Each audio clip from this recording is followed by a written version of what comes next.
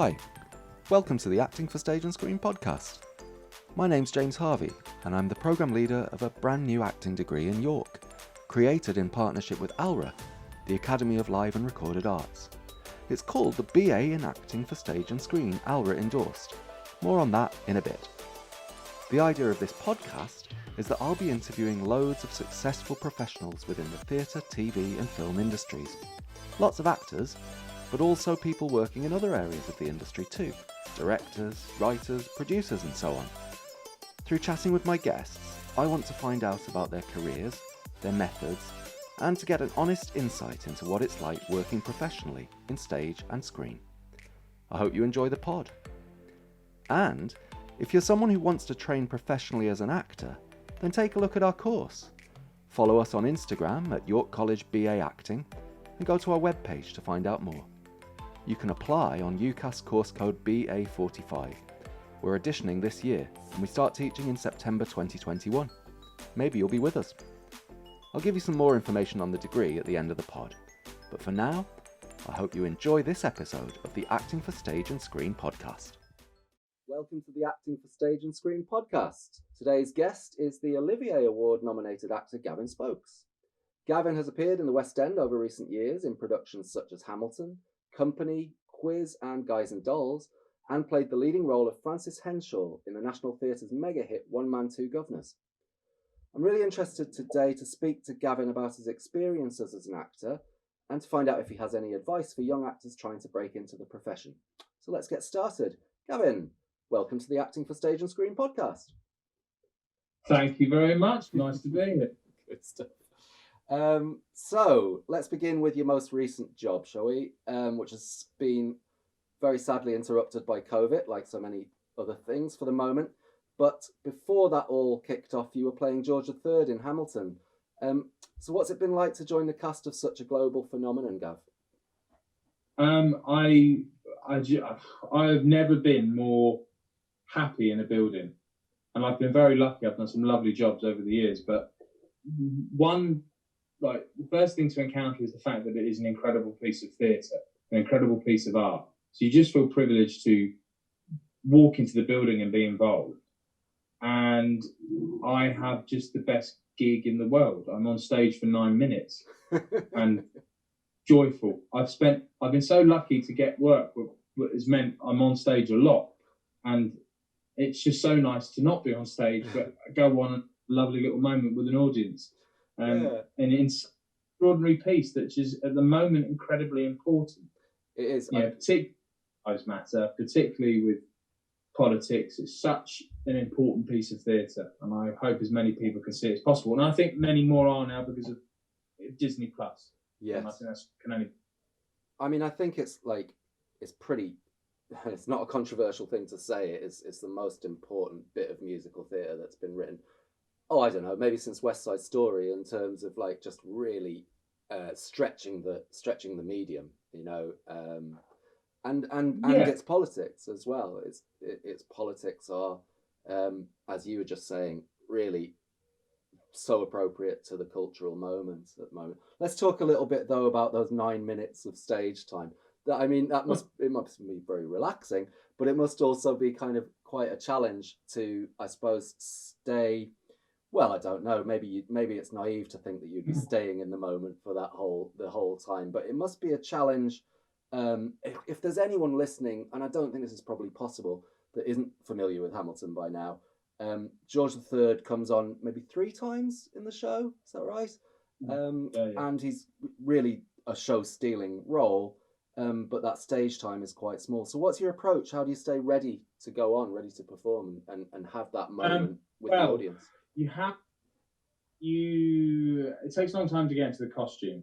So from the half, so we go up at 7:30. From about 6:55, I've got my wonderful wig person will come and fit my wig.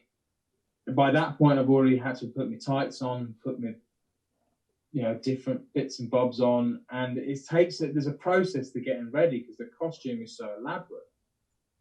So you kind of start focusing from the moment the wig goes on, which is about 7:30. And then the show starts on the tannoy. And then I have to start walking downstairs about 10 to 15 minutes into the show, I have to start making my way down because there's 4 people waiting to dress me. So I've got somebody passes me, I call it the helmet, but the crown, and then there's 3 people on the cape because it's so enormous, and then I've got somebody else that just basically checks over my costume and gives me my royal signet ring.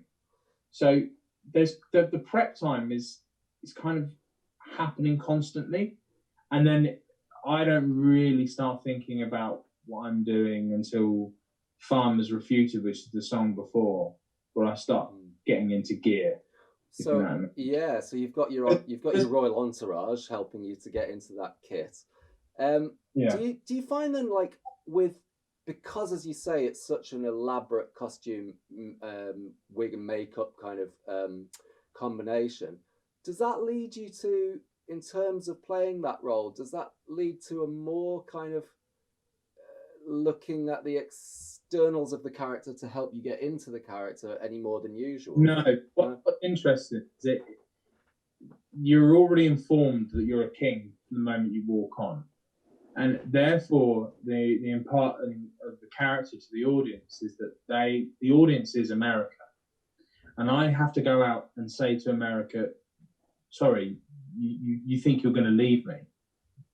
No, thank you. I know you think you're going to do that, but that's not happening. And I've been told to come out here and tell you. So that's what's going on with the first song. So it's like, you're leaving me, really? and the guys that created the role, Brian Darcy James, who is an incredible actor. If you don't know who he is, check him out. Like, the amount of theatre he's done, be it musicals, but the amount of screen work he's done, brilliant film work. And Jonathan Groff, both of them are experienced screen actors, and you are not allowed to move in the number. You have to stay sat in the same place. So you can't really do much. And if you start pulling faces, it turns into panto, it turns into caricature. So you've got to play a fine line of keeping threat that is constantly sitting within his shoes, because the man could have easily just decided to wipe out the theatre, you know. And he is the clown of the show, but to King George, he's the king. There's like, it's God next. There's no kind of, the status is with me. I can just walk out and I'm going to tell you how it's going to be. And then the joy of that is every time he returns is that it's falling apart. Hold on. So the first song is "You Leaving Me." The second song is "You Left." The third song is "You're Marrying Who." That's how the 3 things songs play. There's a lovely, well, obviously that's where the comic kind of quality of that role comes across, and so there's that lovely irony, I suppose, of it must be the highest status person you've ever played, and yet he's being undermined by the heroes of the play, who we as an audience are rooting for. But then the songs are so funny that we're charmed by George III as well. And then playing it in London, you've got this kind of double irony of you're talking to the audience as if they were an American audience, but they're actually a British audience, sort of reflecting on their own historical foibles. I mean, when playing it, you don't think about that layer. You think about that every single member of these people in the audience is one of your subjects. You own all of them. You own the building. You own the people. You all belong to me. So that there's a very clear objective to be playing through the song, and that's the joy of it. Is that, like we were saying, is that there are so many external factors to playing the role, with the costumes and lighting, and actually the way it's staged. But the intention of the song is incredibly clear and really lovely to be able to play every night, because it's direct address. It's very kind of, it's a little bit Richard III. It's a little bit like, I'm going to go and kill those people. You watch me do it. You know how he does that, and you know how he does those wonderful speeches in Richard III, doesn't it? Lovely little asides with a knowing wink. Did you like? Did you like that again? But with George, it kind of goes, I'm going to do this. What do you mean? Oh, that's not going to happen. So the audience watch the crumbling away. So you're saying, I mean, that's obviously really good distinction to make. I think that from an audience point of view, you're appreciating these kind of the layers of history. From an actor's point of view, you're playing your intention. You're looking for clarity and truth from a personal point of view. Do you find it useful when you're playing a real sort of historical figure then, and one with George III, obviously immortalised previously to Hamilton in Alan Bennett's play and the film with Nigel Hawthorne? Do you engage at all with that hinterland? Do you read up on the real life character, or is it a case that you know your scenes are largely comic here? Are you just playing the scenes as written as a pure character? I'm genuinely of the belief that I try and find out as much as I can if somebody's real, because I've got a habit of playing real people. I seem to play a lot of people that have existed. And whether you choose to use it in the work, it's all subtext, it's all given circumstance, it's all food. And whether you choose to eat all of it is up to you. But I think the more detail that's in the back of the brain, it goes into the subconscious. And what I find interesting is there are some actors, like I saw Olivia Colman talk about playing Queen Anne. Is it Queen Anne she plays in that Favourite? Oh yeah, Queen Anne in The Favourite, yeah, and then obviously this Queen Elizabeth in the New Crown, yeah. When she played Queen Anne in The Favourite, they said, "Oh, did you do a lot of research about her?" And she went, "Absolutely not. Everything I need is in the script." And that's how some people play it. They're like, "Well, I'm playing this moment, this part of a person's life, and here's the given circumstance either side. I know she's a queen. I know she had 17 miscarriages. So that's all I need to know." You talked about playing lots of real life characters, as you have done in your career, and another real life character you've played, this one very much still alive, is Andrew Cooper in the BBC film Brexit, the Uncivil War, which starred Benedict Cumberbatch as Dominic Cummings. Was that a different experience to playing a historical figure, or is it all do the two have any differences, particularly if they're alive or dead or not? I think somebody like him in a telly of that size, he even though I was quite present, I didn't have huge amounts of dialogue. And what dialogue I did have was very much James's interpretation of Andrew Cooper being a statistician, a real political geek. And I mean that in a sense of just, he's former head of communication for David Cameron. He just he's a politically animal.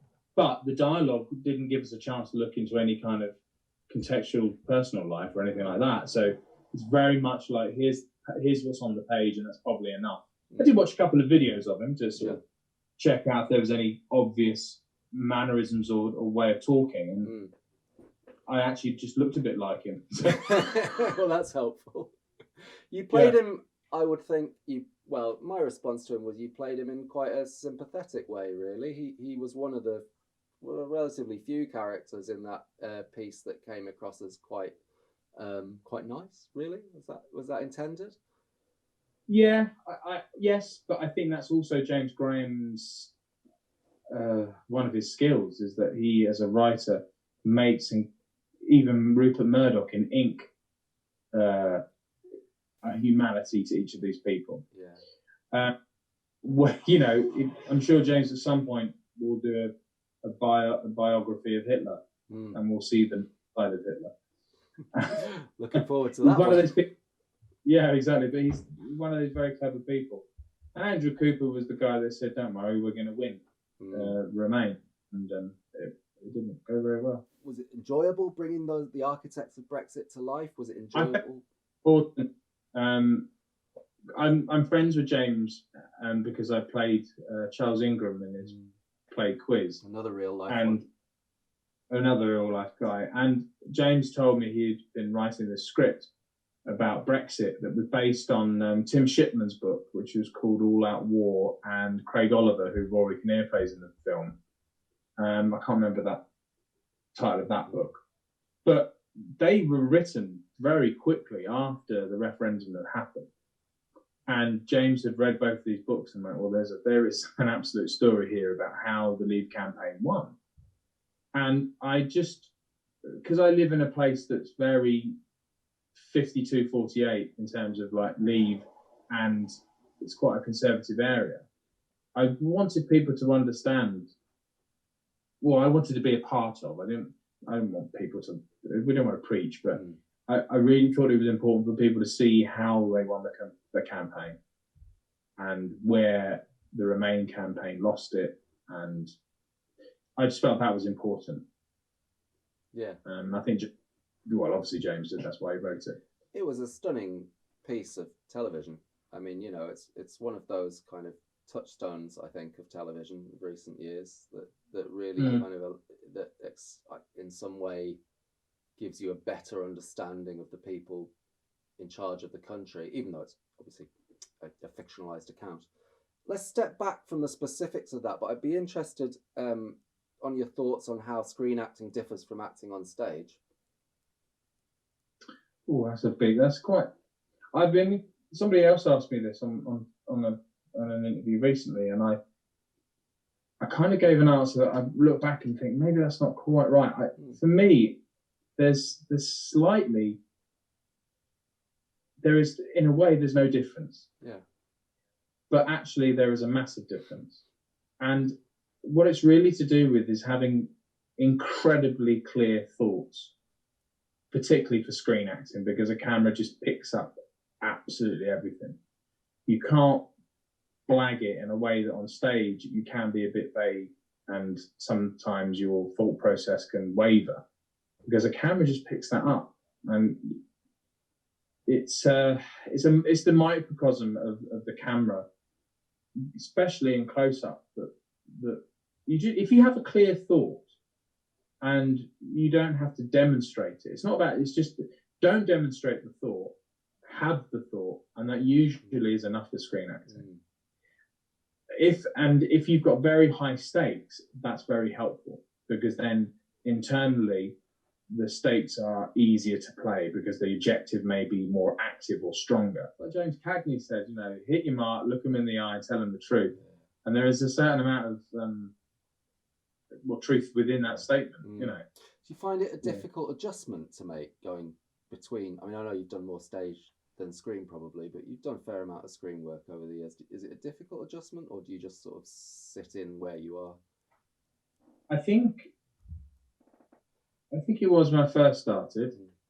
Because you wouldn't have trained, like, if we start at kind of drama school experience, you wouldn't have you've done a little bit of screen acting at drama school, but not much. Does it take a lot of time to learn? I think the more and more you can practice and get in front of the camera and personally watch yourself back. Some people, I don't like watching myself. I hate watching myself, but I think it's incredibly important. However, there is a counter argument to that. I heard Alan Rickman told a beautiful story about how I don't know if you've heard this, when he went to America and became like the big baddie in all of those big films, he was interviewed by like one of the big magazines, I think it was Rolling Stone or something, and they said, "Oh, how did you adjust from doing stage acting to doing film?" And he said, "Well, I haven't watched myself because I was doing this play on Broadway, Liaison Dangereuse, I think he was doing, I think with Lindsay Duncan." And he said, and all of a sudden I started getting offering these films. I audition for them and I take for them and then I'd get them. And I thought, well, I'm not really doing anything different to what I'm doing on stage, so maybe I should just carry on doing what I do. And I quite liked that, because if you're doing something right on stage, your acting will be good enough for screen. It's just a matter of practicing in front of a camera, that you're not, just being too gregarious, too, flamboyant. The scale, isn't it? I suppose, but pulling the scale back down. Where you're shooting it, if it's a mid cut, if it's a close up, or if it's a two shot, But I'm fascinated by filming. I mean, I love being on set. I really enjoy it. Yeah. Some actors get bored by it, but I love it. Do you observe when you're not needed in a scene? Are you observing what's going on with the crew and stuff like that? Yeah, I do. And if there's any way I can get set and not be in the way, and I go and watch some of the better, bigger, well-known actors I've worked with. I've done that. Yeah. I did that on Brexit quite a lot. Right. I went with Rory Kinnear a lot, and I watched Benedict in one. Did you pick up anything, Gav, from those two modern masters? I did. Yeah. There was some stuff from Rory, but he's one of those actors that it's being inside the text. It's having such control and dexterity with the text that you can take it anywhere you want. To be that on top of the text that you've got all of your machinery is able to play with it, and that's important. And I don't learn lines very well, whereas Rory I remember he was doing this massive speech after he spoke to me, and he went off and just did this big speech. And I said, "Oh, when did you learn that one?" They said, "Oh, I did it last night." I'm like, "What?" And he said, "Yeah, I've kind of got a bit of a photographic brain." I went, "Oh." Yeah, that's unfair, really, isn't it? Exactly. I mean, he went to Cambridge before he went to Lambda, so he's not sure on the sound. He's a smart fella. Let's go back to the stage. The next questions I wanted to ask you. You've been in a couple of really big musicals, and we'll talk about you've been part of Marianne Elliott's production of Company by Stephen Sondheim. You played Harry in that, and you were Nicely Johnson in Guys and Dolls, for which you were Olivier nominated. What was it like working with Marianne Elliot? She's obviously kind of the big star stage director of our current time at the moment, certainly one of them. What was the process like with her? She is an incredible craftsperson. Sorry, what do I say? Craftswoman? Crafter? I don't know. It's 2020. I feel like I should be, on top of it. She crafts theatre incredibly. Yes. There you go.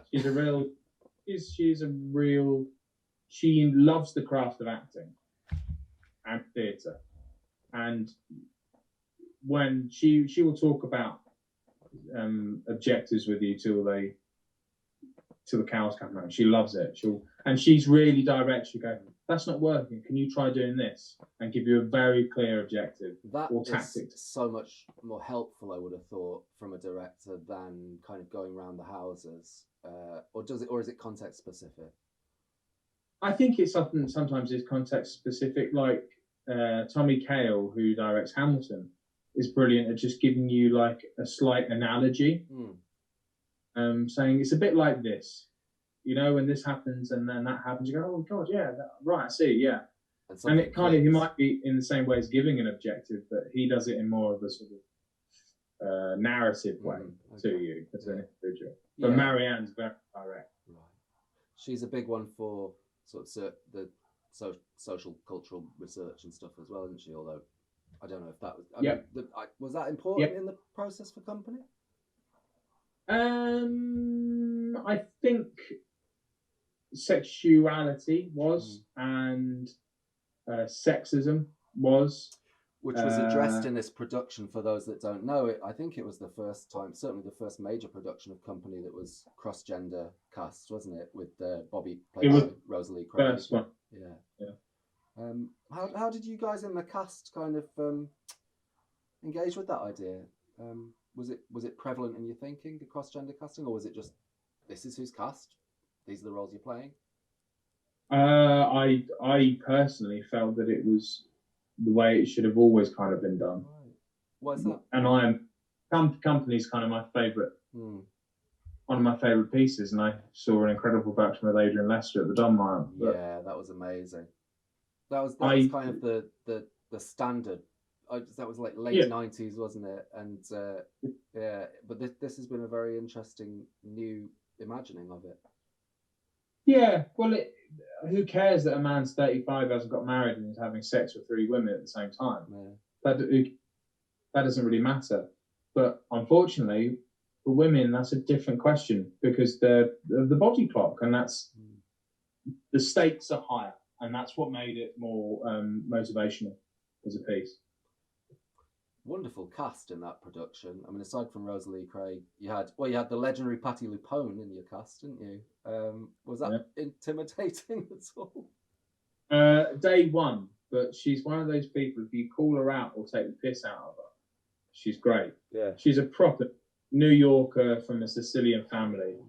She does not take anybody's fault, and I adore the woman. I know it sounds ridiculous. I've become very good friends with Patti LuPone. She's a legend. I love her. Yeah, and it was the whole cast was lovely. It was a very talented bunch of people, nice people. Good job. And another terrific production. And you played opposite Mel, didn't you? Of Mel and Sue. Was that good fun?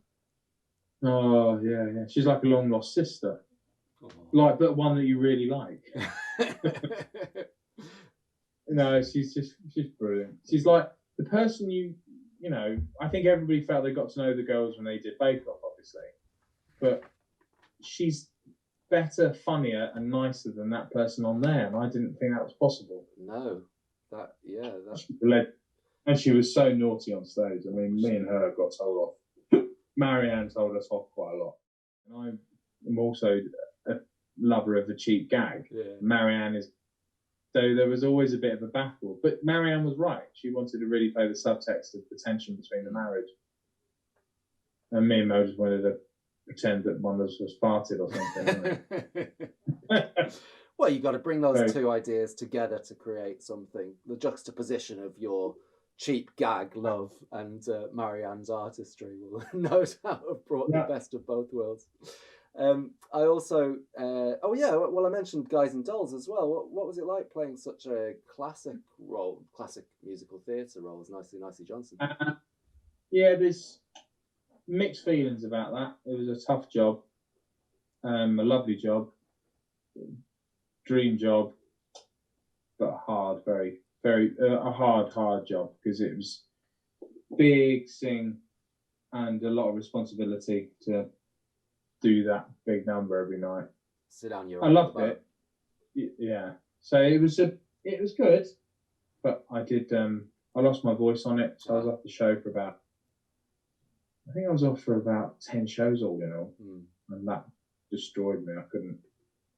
Yeah, so it was a tough gig, but I mean, amazing. What a lucky opportunity, but hard work. Yeah. Did you have to do vocal rehabilitation? Having lost your voice, or was it just waiting? No, I didn't lose it from.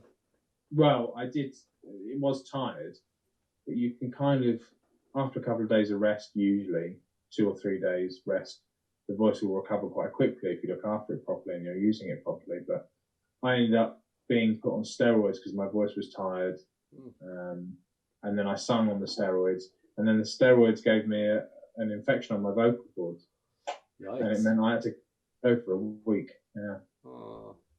But there's no rehabilitation. I worked with a couple of singing teachers just to work about placing some of the notes differently.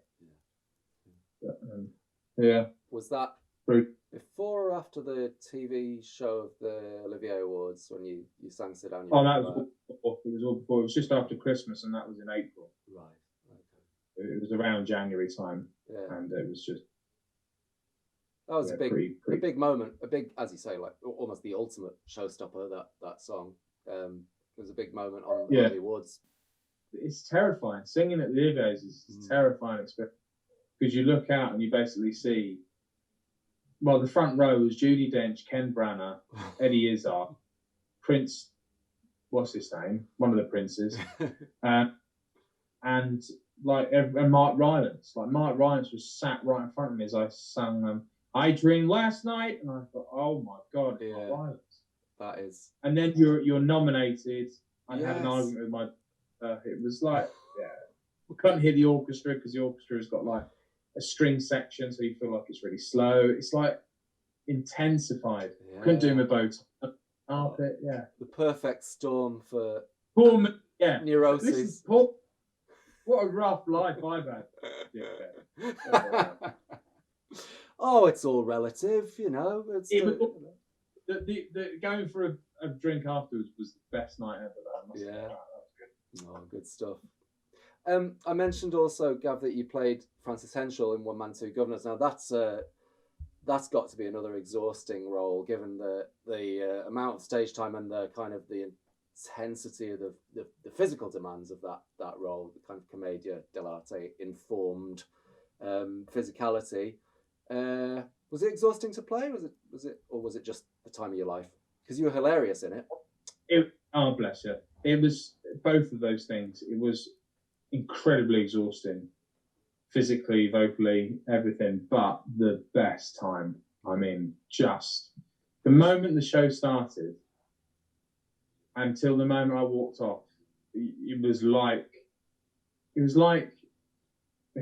being, I imagine it's like being a stand-up, a rock star, and everybody's best friend rolled into one for 2 hours. Yeah. And it was just wonderful. I feel so lucky and privileged and proud that I got to do that.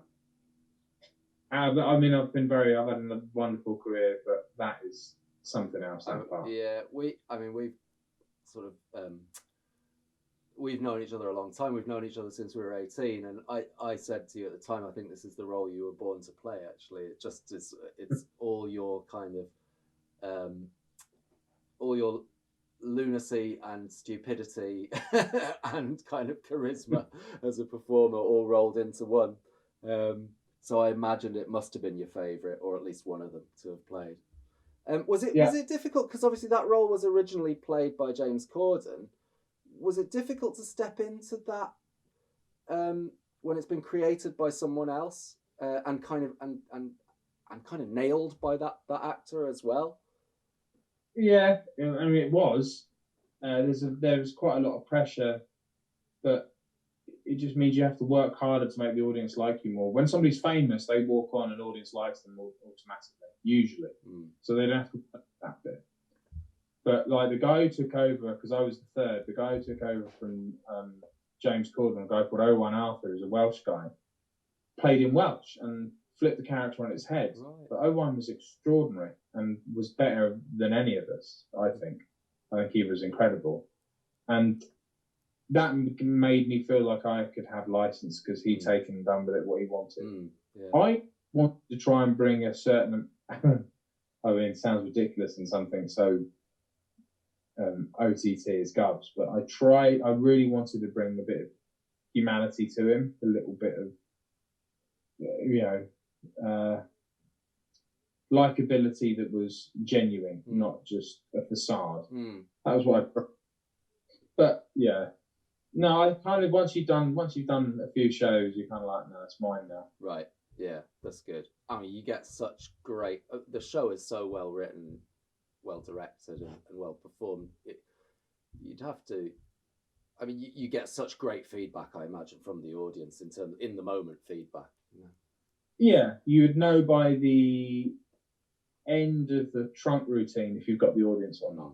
And that's about 30 minutes into the show, which is quite a long time. Yeah. And there'd be key laughs. If the audience would give us a nice laugh on like the first big gag, we'd be like, yeah, we're set for the night. Yeah. And then you can take literally in your hand, like, and take them on the journey with you. Sounds like a weird thing to say, but each audience has its own energy, its own voice, its own presence. Absolutely. One last role I'd love to ask you about, you mentioned it earlier, is the other one of James Graham's plays that you perform in Quiz, playing Major Charles Ingram. No longer a major, actually, I don't think. I think that was stripped. No, he wasn't. He's still. Oh, is he? Yeah, they didn't. Oh, he's still a major. Okay, well, Major Charles Ingram, younger listeners perhaps won't know that Major Charles Ingram, definitely still a major, notoriously cheated his way to winning £1 million on the TV show Who Wants to Be a Millionaire. And so that's another real life character that Gavin's played. What were the acting challenges in that production, Gav? It was, I never thought in a million years. I was asked to be seen for Quiz, and I was like, oh, okay, which part? And they said, oh, for the major. And the challenges were to, I think one reason I was cast, and I don't know why, but people think I'm very likeable on stage. Yeah, that's weird, because you're very unlikable in person, I've always found. Exactly. So it was important to make him likable. Otherwise, because the audience had a chance to vote guilty or not guilty, the end of Act 1 and Act 2 when they've heard both sides of the story. And Dan Evans and James Graham, Daniel Evans directed it. They knew they needed somebody who was just likable, that the audience would. And so I would constantly be trying to make the audience like me. And Dan would be like, "Gav, for heaven's sake, just say the words. They'll love you." And I went, "Yeah, but I'm worried that they're just going to think that I've done it because of X, Y, and Z in this moment, and here I feel a bit suspicious." He's like, "No, just play it. Just play it." And Dan was great. He would constantly pull me back. And particularly in the humour, because there was a lot of humour in the script that James had written. Like, for instance, there was one scene, and they put it back in the telly with Matthew McFadden playing, where he's washing up. And I said, "Well, can I come into the scene with some rubber gloves on, holding those little washing up brushes?" And James and Dan, who loves a cheap gag, went, "Absolutely not. Ridiculous." And I went, "Oh, go on." And James is nodding at me, and James Graham's nodding at me, going, "Yeah, that'd be brilliant. That'd be really great." And he said, "No." So the challenge for me in that was like Dan was just constantly pulling me back, taking the performance down a notch in terms of like being very still, very centered, because it made me slightly more ambiguous, which Charles is. And because when Charles speaks, he's incredible. Like, I actually in real, I can't do the body. I'm trying to remember how to explain it. But like Charles in real life, very, very kind of like we'll go off on one. He's full of tangents, and Charles is so difficult. And we talk about one thing, and then suddenly he's talking about, "Well, I haven't got the shopping. I don't have the shopping. I didn't get the shopping. Diana, please." And I was constantly aware that I was thinking, "Shall I play that?" And Dan saying, "No, don't play it. Stop playing. Just be." And that was lovely. It was joyful to have Dan constantly just on my shoulder. Just be is probably a very wise thing to tell any young aspiring actor, really, isn't it? Do you have any other words of wisdom before we finish this off that you'd pass on for anyone listening that hopes to become an actor one day? On acting, on craft of acting, on the craft business. of acting. Let's do one on the craft of acting and one on the business, shall we? Listening and sharing a stage. Never be afraid to pass the ball over. If somebody else has got if it's comedy, for instance, is a good way to explain it. If somebody's got a gag and you are the feed, have joy in giving the feed to let that moment land a gag. Throwing that ball constantly is my favourite thing on stage. I love being on stage with other actors. I'm not really that. I love listening to other actors. I love being on stage and listening and thinking, "Oh, he's played that differently tonight," or he's given me something different to play off. I love that spontaneity. So for me, it's always been listening. Just keep listening, because a lot of actors get worried about their cues and line learning. If you can just listen, everything else usually will take place, because your impulse will come from listening. Your impulse to speak will come from listening. Your objective will come from listening. And yeah, what a lovely thing to be stood on stage with other people pretending to be somebody else. It's just lovely. God, that's a bit arty, but that's how I've always liked it. I think it's pretty fair. You know, it's playing, isn't it? Really, at the end of the day, we talk about playing the role. Exactly. Yeah. And words of wisdom on the business. It's a tricky business at the moment, maybe, given the uncertainty that you guys in the theatre are experiencing at the moment. Assuming everything returns to how we would hope it to be, what do you think is important for them to learn? The thing I tell people is you've got to be in it for the long haul. It's not good enough to just do it, and after 2 years it's not going great. Well, I'm not going to do it. If you genuinely believe you have ability and others around you, like your tutors, say you have ability, stick with it. I didn't really start working properly till I was 28, 30. And that's what my head of acting said that to me. She goes, look, you're going to work, but you won't really work until you're 30. And I was like, what's she talking about? It's like, great, what do I do for the first 10 years? You've got to be in it for the long haul. Because then it can be rewarding. You're constantly learning. And if you are good enough and you put the work in, it will come. That's brilliant, Gav. Thank you very much. My thanks to Gavin Spokes for chatting to me on a sweltering hot day here. I think we both might be lining up a nice cold beer in a few minutes. You pass me one. I'll send it your way. And thank you to you for listening to the Acting for Stage and Screen podcast. See you next time. Before you go, I just wanted to tell you a little bit more about our new acting training degree, the BA Acting for Stage and Screen ALRA endorsed. This is a unique drama school informed training delivered at the York College University Centre and is suitable for students who are determined to become professional actors working in today's theatre, film and TV industries. It's unique in a few ways. Firstly, because this course is created with and endorsed by ALRA, the Academy of Live and Recorded Arts. ALRA are one of the UK's very top drama schools and bring with them a national and international reputation for excellence in higher education drama training. Our close partnership with such a well-respected drama school will be invaluable for our training professionals. Another way we're unique is that our course is a 2-year accelerated degree. So you can achieve your degree, become a professionally trained actor and enter the acting profession more quickly and with fees of only £8,640 a year. This is because we're really conscious that the overall cost of funding degree study has massively increased over recent years, and a 2-year accelerated programme will be vastly less expensive than the conventional 3-year drama training route, especially when you take into account living costs, fees over the lifetime of a course, and shorter time studying before entering the profession. It's a full honours degree with 26 hours of contact time per week, and a wide range of opportunities to perform and to network with industry professionals. If you decide at the end of the 2 years that you want to continue your studies, then there is the possibility of studying at master's level at ALRA.